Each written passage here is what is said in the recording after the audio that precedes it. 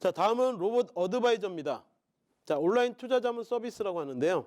로봇과 어드바이저의 합성으로 인공지능 기술을 활용한 온라인 투자 자문 서비스입니다. 알고리즘, 빅데이터 분석 등의 기술에 기반한 개인의 투자 성향 등을 반영해서 자동으로 포트폴리오를 구성하고요. 그것을 재구성해서 운영해주는 온라인상의 자산관리 서비스입니다. 투자 자문 인력을 대신하고요.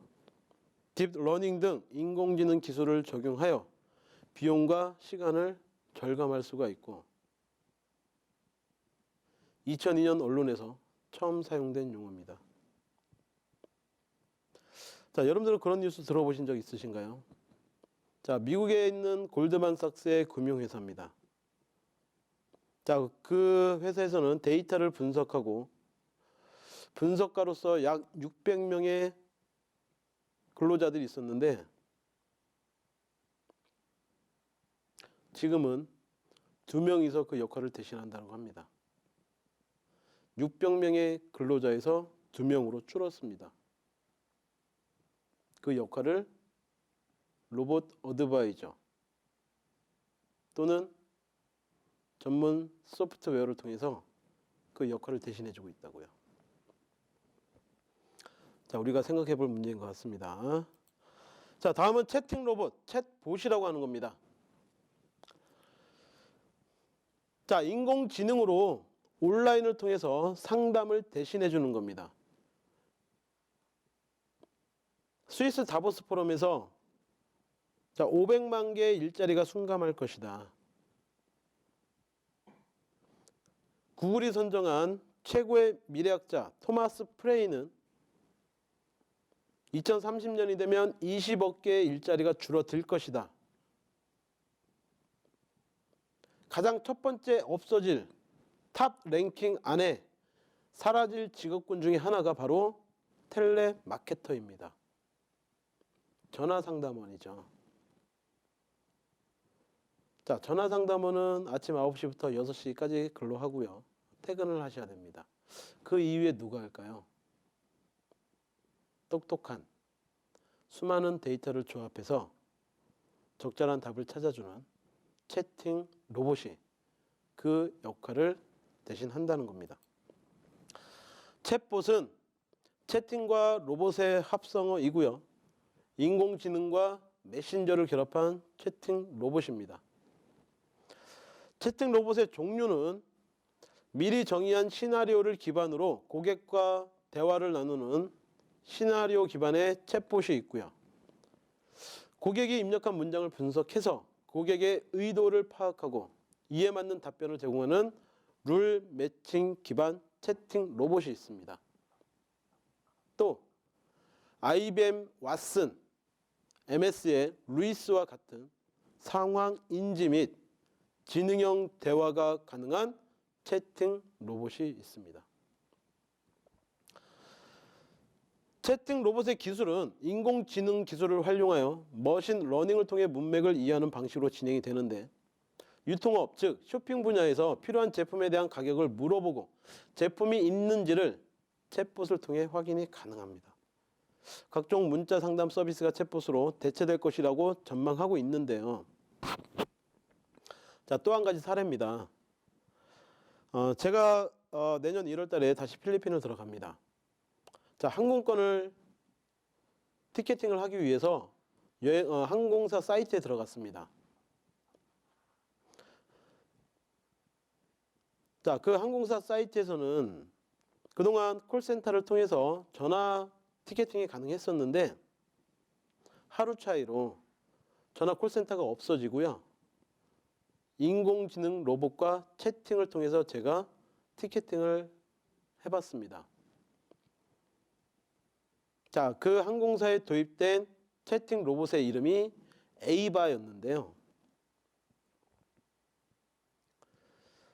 좀 답답한 감은 있어요.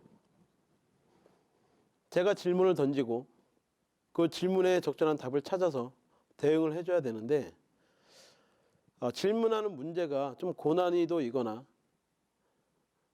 티켓 예매를 하는데 좀 복잡한 문제가 걸리면 그 에이바가 대답하는 데는 분명히 한계가 있었습니다. 결국은 상주하고 있는 직원하고 통화해서 티켓팅을 했는데 모든 각 분야가 우리나라도 마찬가지죠. 휴대폰 상담 직원들 그리고 보험 상담 직원들 각종 분야에서 상담 직원들이 있지만 이제는 채팅 로봇이 그 역할을 대부분 많이 수행하게 될 것입니다. 국내에 가장 먼저 상용화된 채팅 로봇은 심심입니다. 사용자가 말을 걸면 대답해주는 초기 단계 로봇이고요. 계속해서 발전하고 있는 그런 상태라고 보시면 되겠습니다. 국내에 도입된 챗봇 채팅 로봇 사례인데요. 첫 번째, 법무부에서도 인공지능 기반 대화형 생활법률 지실 서비스를 카카오톡과 라인 등 메신저를 매개로 인공지능 기반 대화형 법률 지식 서비스를 시작했습니다. 경기도의 스마트 고지와 핀테크 기반의 지능형 세정 서비스를 위해서 자동 상담 서비스가 진행되고 있고요. 부산의 정보들을 자세하게 알려주는 채팅 로봇, 부산 모아도 있고, 세계 최초의 로봇 변호사라고 이야기하는 두낫페이, 사용자의 희망사항을 예측하는 스마트 응답 기능을 제공하는 구글의 개인 비서 서비스 알로, 의사 비서 업무 담당을 하는 멜로디, MS가 중국에서 선보인 챗봇 샤오이스, 주변의 맛집 등을 추천하고 예약하는 기능을 하고 있고요. 페이스북에 일기 예보를 하고 있는 판초, 커피 주문을 도와주는 스타벅스의 바리스타,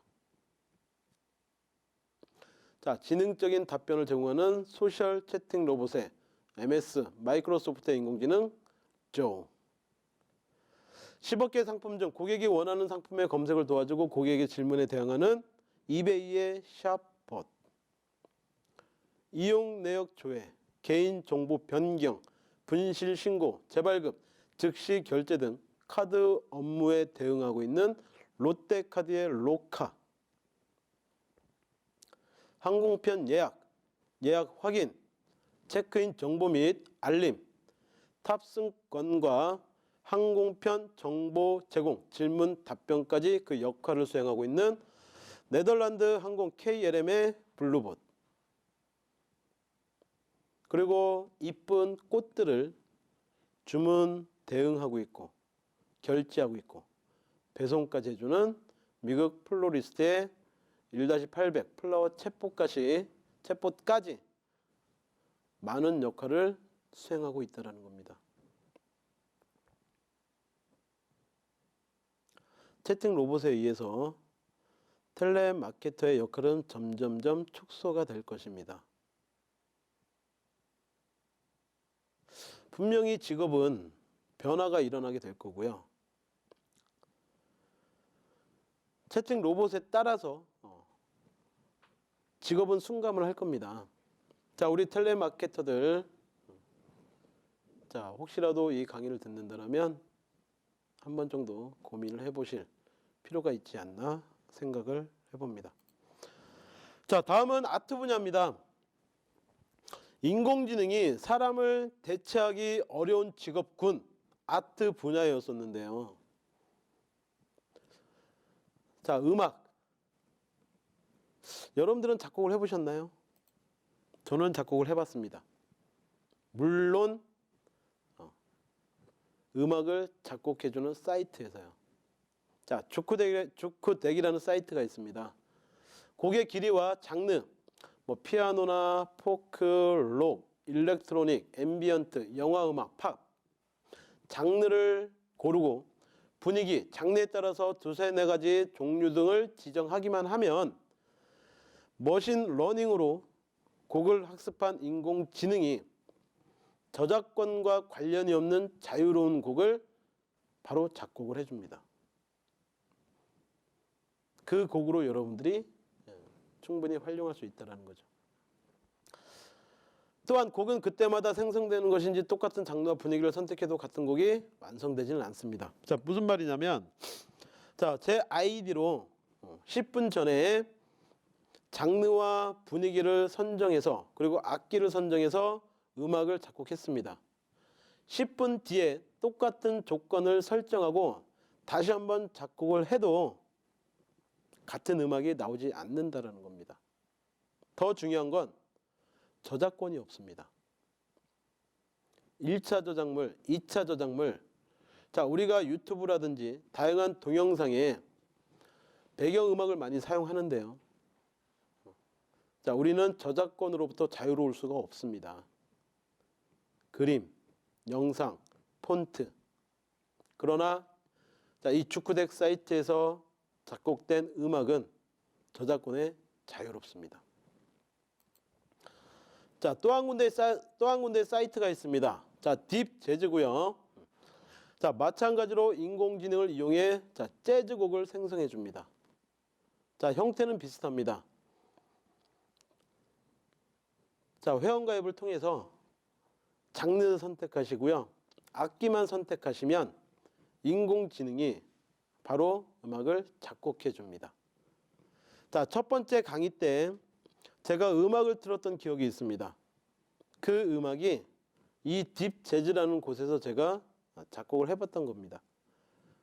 좀 더 정확하게 이야기 말씀드리면 제가 작곡한 게 아니고 제 아이디로 인공지능이 작곡한 거죠. 음악도 더 이상 인공지능 쫓아갈 수 없는 그런 세상이 된 거죠.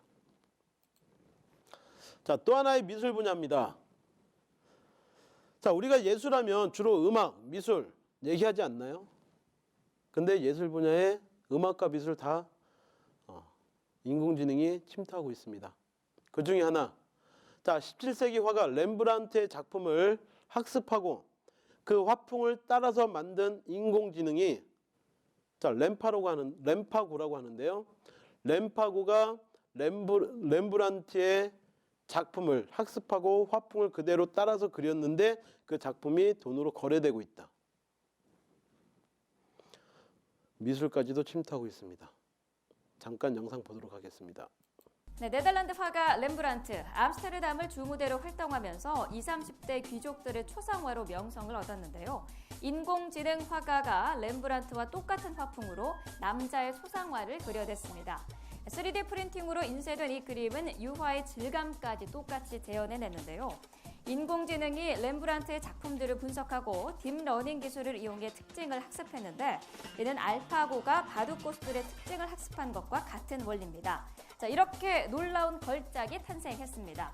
지난 2월에도 구글이 개발한 인공지능이 추상화를 그리고 전시회까지 열어 주목을 받았는데요. 전시 그림 29점을 팔아 1억 1천만 원이 넘는 돈을 벌어들였고 당시 가장 비싸게 팔린 그림은 900만 원을 넘기도 했습니다.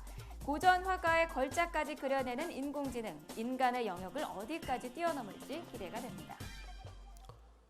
자, 지금 보신 영상은 자, YTN 방송국에서 방송했던 뉴스에 방송했던 영상입니다.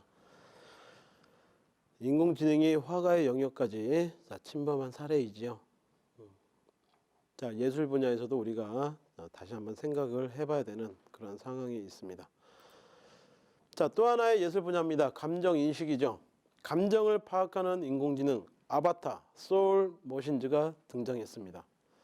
자, 인공지능의 아바타, 소울 머신즈 거기에다가 IBM 왓슨을 결합해서 서비스직을 대체할 수 있는 그러한 부분까지 개발되어 왔다라는 겁니다. 자, 아트 분야 이외에 음악, 미술, 감정 인식, 자, 이 분야 이외에 자, 일본에 있는 인공지능 컴퓨터는요, 자, 소설까지 작성을 했습니다. 자, 그 소설이 자, 현인 강림이라고 하는 이름의 소설까지 작성했고요. 생각해 보세요. 소설에는요, 다양한 인물이 등장하고 그 인물과의 인물 간의 관계가 엄청나게 복잡하게 엮여 있습니다. 그것을 인공지능이 창작해냈다. 자, 이거 아트 분야 아닌가요? 자, 그리고 앞에서 말씀드린 레시피도 개발해낸다라고 했습니다. 자, 셰프들의 말에 의하면요, 어떤 새로운 레시피를 개발해내는 게 결코 쉬운 문제가 아니라고 합니다. 인공지능이 레시피를 만들어내고 음식을 만들어서 시식까지 제공을 했다. 또 예술 분야 어떤 부분이 있을까요?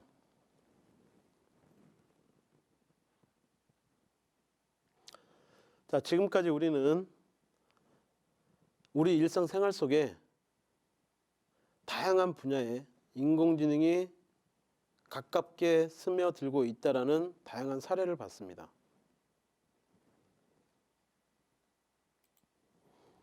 그걸로만 봤을 때도 몇 번 강조하는 것처럼 인공지능은 절대로 경쟁의 대상이 아닙니다. 빅데이터가 3세대 이동 통신이 등장하고 스마트폰이 등장하면서 많은 정보의 양이 데이터로 저장되기 시작합니다. 2011년도에 IBM에서 이런 이야기를 합니다. 지난 2년 동안 2011년도에 발표한 거니까 지난 2년은 2010년과 2011년입니다. 지난 2년 동안 쌓인 데이터가 인류 역사상 쌓인 데이터보다 더 많다라고 이야기했습니다.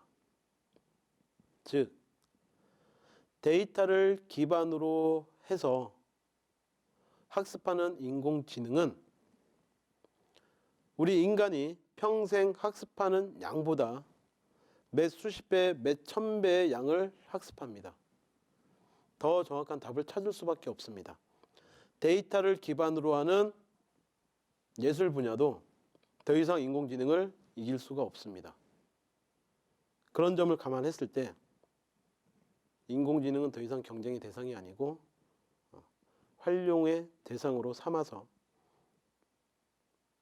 여러분들 삶에 충분히 보조적인 도구로 활용할 수 있는 다시 한번 지혜로운 삶이 되시기를 다시 한번 권유드립니다.